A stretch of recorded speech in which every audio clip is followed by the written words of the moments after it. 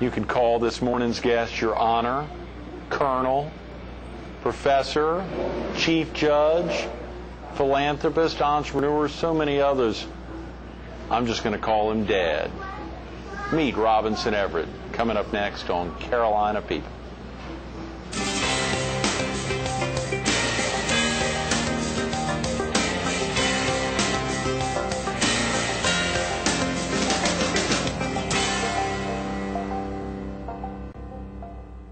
Good morning. Welcome to Carolina People.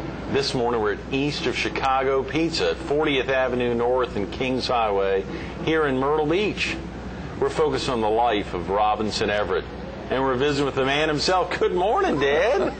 Great to have you in this morning. Well, I tell you, it's fun to be interviewed by my son, and also to be at such a nice place as East of Chicago. This place is amazing, isn't it? To think, and of course, your only granddaughter for 4.5 years, now one of 2 granddaughters, had her 4th birthday party here back last September, which was very, very exciting. I wasn't here, but I bet she had a ball. I know. She had a ball. That's right. There are a lot of skee balls behind us and balls throughout. This place is amazing. They're open for lunch, I think, from 4 to 9 most days of the week, and even later on the weekends. Well, I guess for lunch today. Yeah, absolutely. If you'll stay around another 5 hours, you will. You will. How exciting, Dad, the opportunity to get you in and, of course, to focus on your life. We laid it out in the Myrtle Beach Herald over a 3-day period. I hope you're willing to come back with us tomorrow and possibly even the next day. I shall return. A little bit on the law, a little bit on, of course, your tenure as a judge for many years, and then, of course, teaching the law, which is probably pretty exciting. Yeah. Very good. When did you actually get your law license? 1950. 1950. Ancient history. Golly, Dad.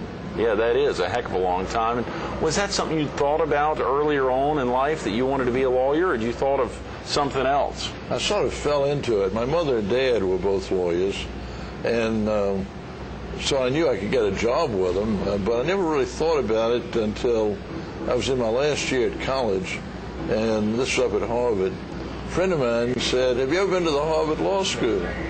I said, "No, never have." He said, "Well, I'm going over there. Would you like to walk over with me?"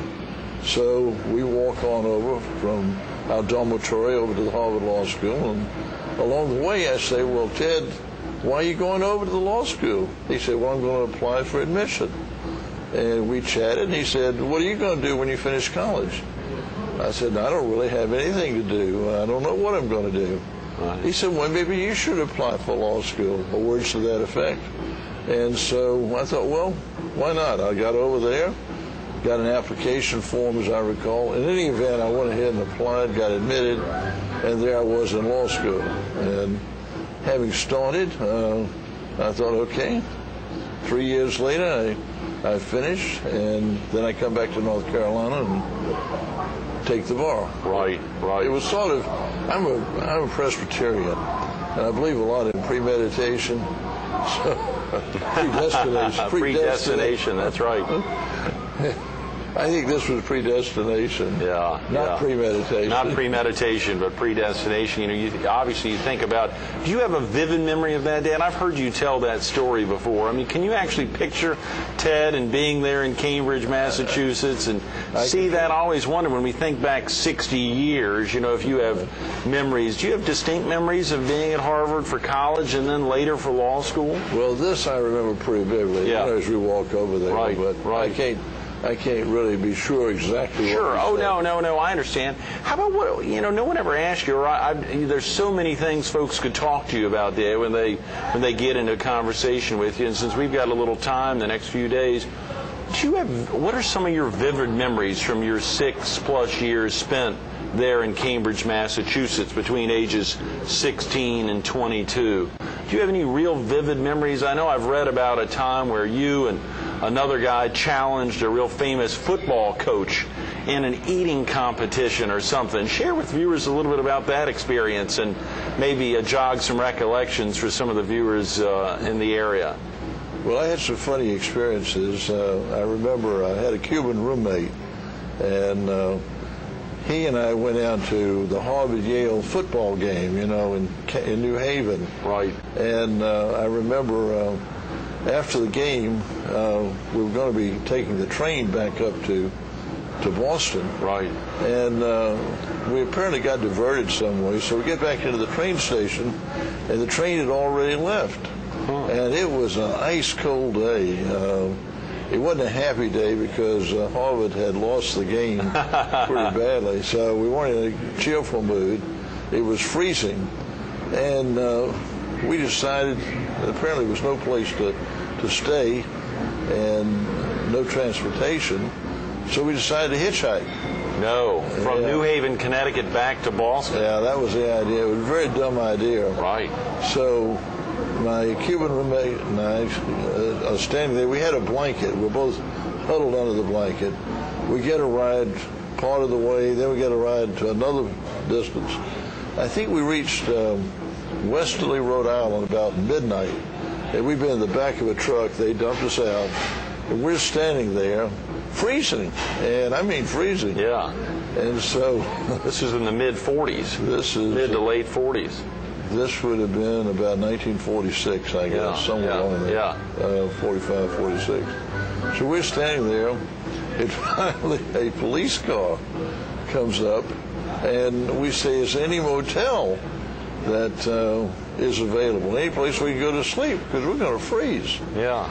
And the policeman says, well, I don't know of anything. Everything's closed. Said, the only thing I know of is we got room in the jail. No. And he said, the only trouble is if you go there, we have to lock you in. Oh, no. So we go. That's a lot better than freezing.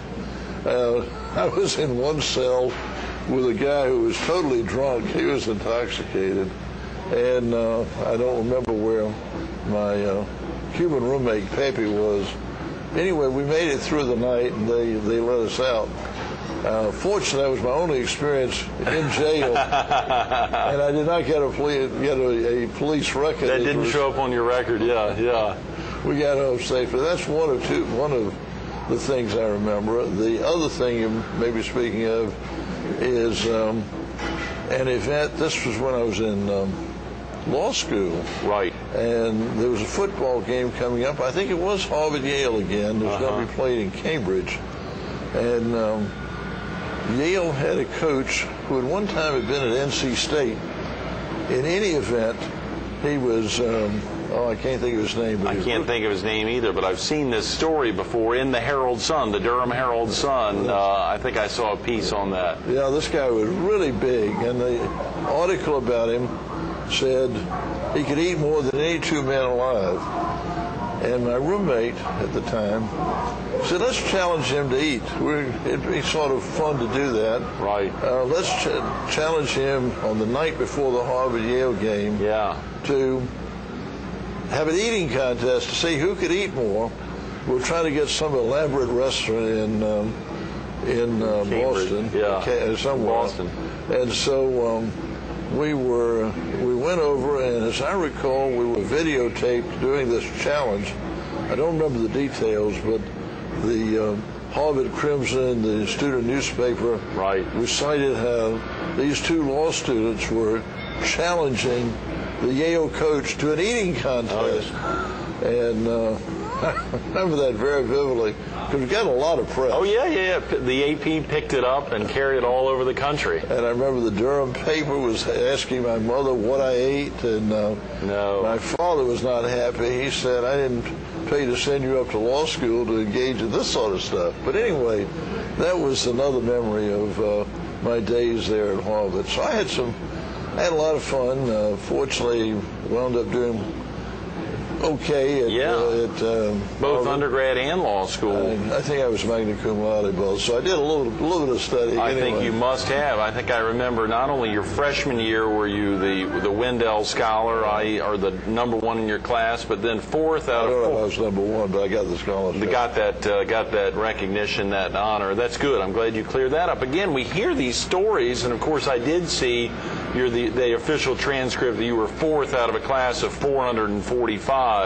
there in law school, which was very impressive, and of course something that is not lore, but is whether you were first in your class there as an undergraduate. The exciting thing for a lot of folks, and probably of great interest, was that we've read that you had skipped a few grades in your early years, 3rd, 8th, and 11th maybe, and that you had gone off to prep school prior to attending Harvard. Is that right? Actually, what happened, I went through Durham High School. High School. I did skip a grade in high school, a grade in junior high. I started school when I was 5 1/2. The result was that I got out of Durham High when I just turned 15. And I did okay there. I was salutatorian, number 2 in the class. Right. So my parents said, "You're too young to go to college, and we're going to send you somewhere." And they picked out a prep school up in New Hampshire, right. Phillips Exeter. Oh, yeah. Great place, Phillips Exeter Academy. So I went up there for a year, and they let me graduate up there as well. They treated me just as if I'd been there several years. Is that right? Great. So I remember the class at Durham High School. I remember the class of 1943 when I graduated. Had it not been for skipping grades, I would have graduated in the class of 45. So they invite me to their monthly luncheons and other events. Right. So I have that benefit. And then in between, I can go to the reunions of the class of 44 at Phillips Exeter. You are kidding. 43, 44, and 45. I get to go to a lot of reunions. That's amazing, dude. Yeah, I love it. That is amazing. And then I think you pointed out you started at Chapel Hill, and the old story your mother, even your father, had shared is that you began pledging a fraternity. Oh, I did. I was an ATO there, Alpha Tau Omega. I became a brother as an ATO. I started there just a few days after I finished at Exeter. Right. And was there for a few months. And then my parents said, "You're having too good a time. You're too close to home." And it was then that they had me look into going elsewhere. And Phillips Exeter was sort of a feeder school for Harvard. So I was able to get in Harvard. And that's why I wound up there spending 6 years as it developed. Amazing. I didn't get a New England accent, though. No, you don't have it, at least not here at East of Chicago. And as you pointed out early this morning, we are East of Chicago. That's right. We are East of Chicago. This is a great place. I'm glad you shared that, both those experiences of taking on the football coach. Did he ever show up to compete against you and your roommate? No. He did not. He was not that happy about the idea of being challenged by 2 Harvard law students. And the idea of being able to eat more than any 2 men alive, that was not appealing to him. He had said that, though, or he had people. Newspapers had claimed that he could eat more than any 2 men. I'm not sure that was a claim on his part. He was apparently a heavy eater, to put it mildly. Yeah.